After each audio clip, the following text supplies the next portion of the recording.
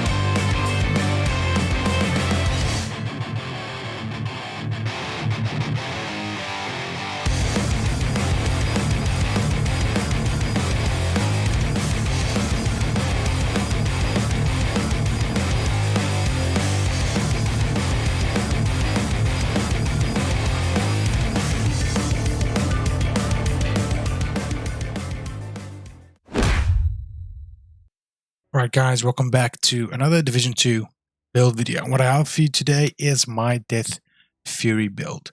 Now, full transparency, this build is essentially the love child of my Angry Bird build and my Browser Boros build.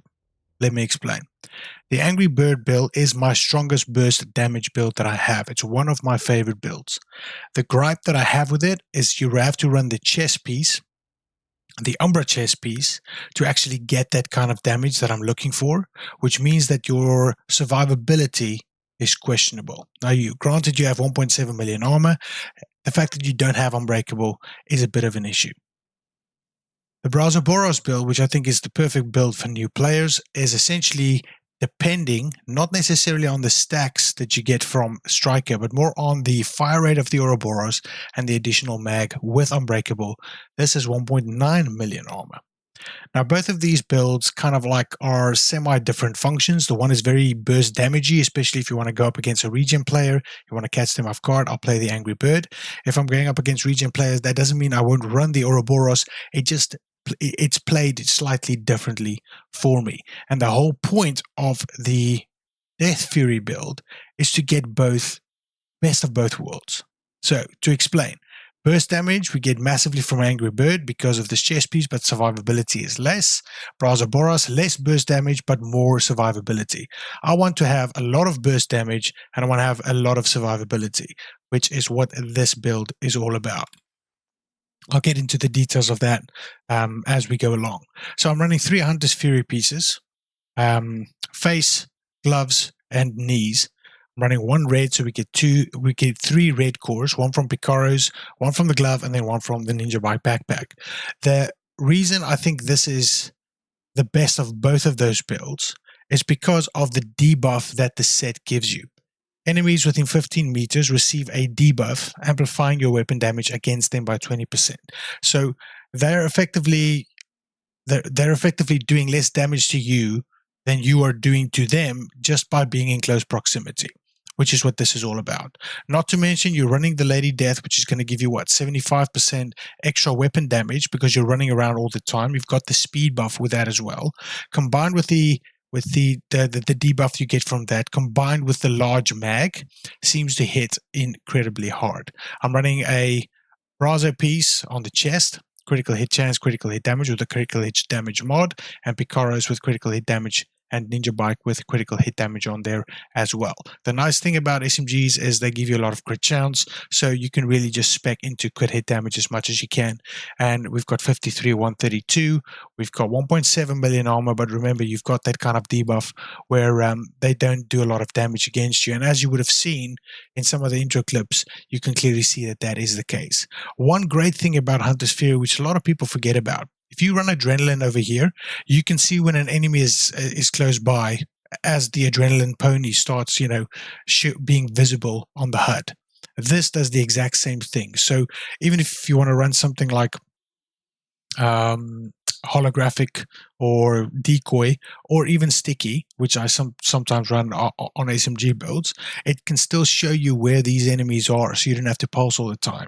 It's very useful, at least it is for me. But on the secondary, I'm running the Tactical Umbra because it's sometimes good to just switch to that if you come up against a massively tanky enemy and you couldn't get him down in one clip.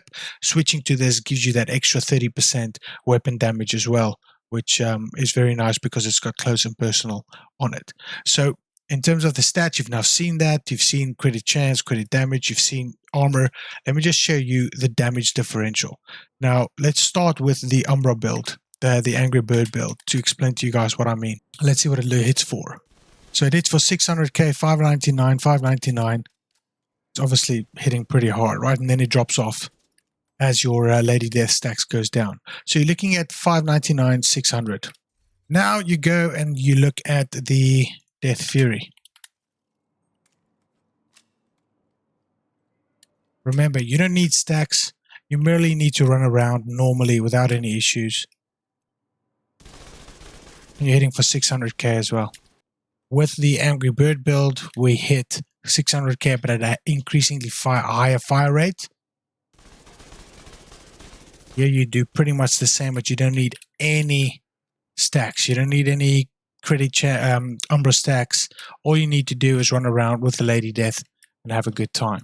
So, to summarize, this build is effectively a hybrid of the Boros and the Angry Bird build. I think it's very viable in the Darkzone, and personally I haven't tried it in Conflict, but I can tell that it will be in Conflict as well. There's a lot of survivability there, especially the fact that they do less damage than you have. You've got 1.7 million armor, you've got 3 red cores, and you've got the 75% weapon damage to go along with it.